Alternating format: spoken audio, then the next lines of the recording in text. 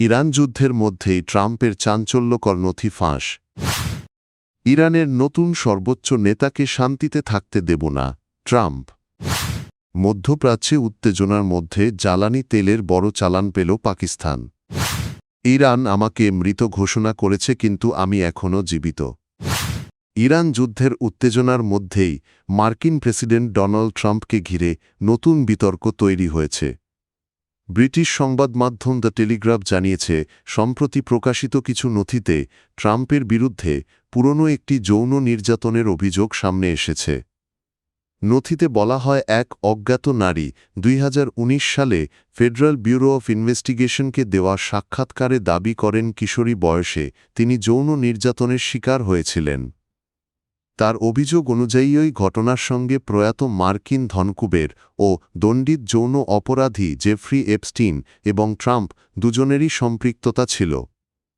এই তথ্যগুলো কয়েকটি সাক্ষাৎকার থেকে পাওয়া বলে জানানো হয়েছে, যেগুলো আগে প্রকাশিত অ্যাপস্টিন ফাইলে অন্তর্ভুক্ত ছিল না।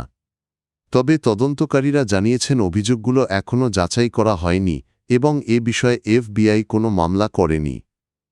এদিকে হোয়াইট হাউসের প্রেস সেক্রেটারি ক্যারোলিন লেভিট এই অভিযোগকে সম্পূর্ণ ভিত্তিহীন বলে দাবি করেছেন।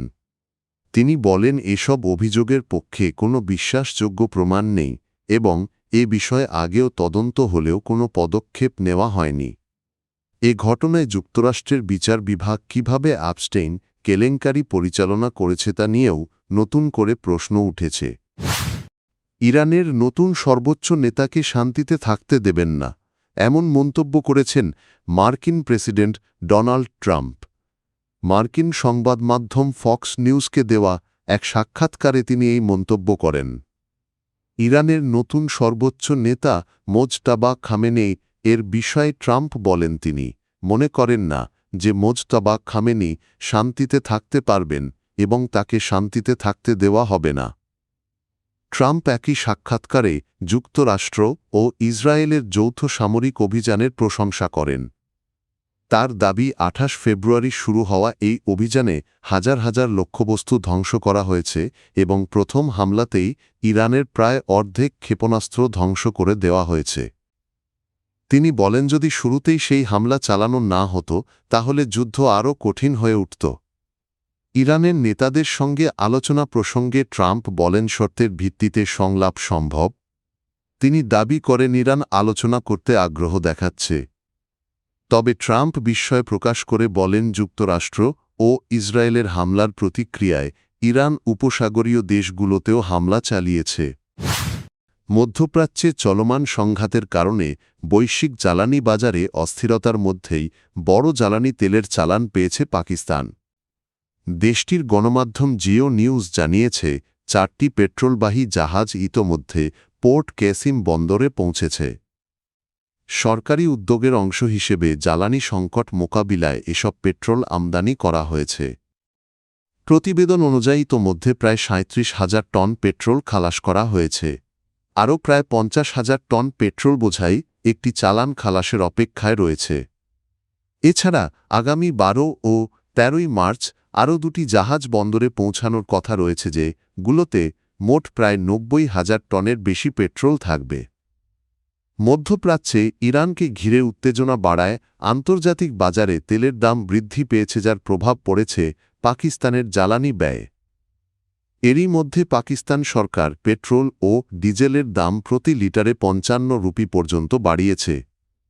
বর্তমানে দেশটিতে পেট্রোলের দাম প্রতি লিটার প্রায় 321 রুপি এবং ডিজেলের দাম প্রায় 335 রুপি নির্ধারণ করা হয়েছে।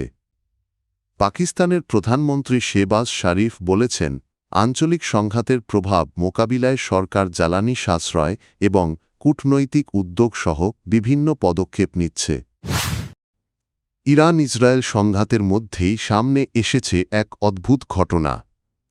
একজন ইসরায়েলি সেনাকে মৃত ঘোষণা করা হয়েছে, অথচ তিনি নিজেই জীবিত।